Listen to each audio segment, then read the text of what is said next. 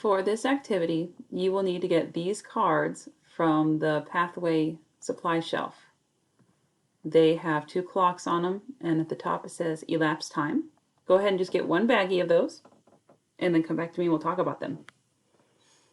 All right, these cards are elapsed time cards where they have the start time and the end time, and it will be your job to figure out how much time has passed.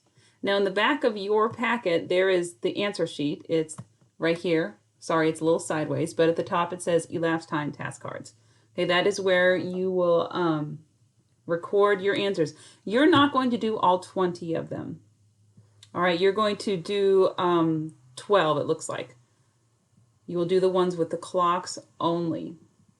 And so your job will be to look at the first clock. Here, for example, we've got 6 o'clock at the start time and 9 o'clock at the end time.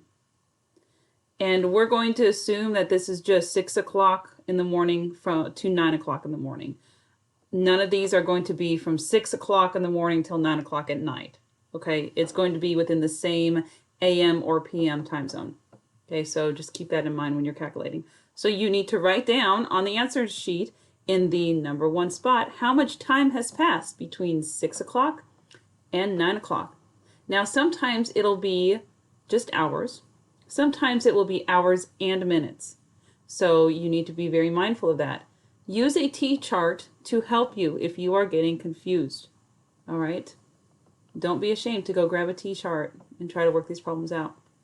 When you are done, put these cards back in the supply shelf and move on to the next step.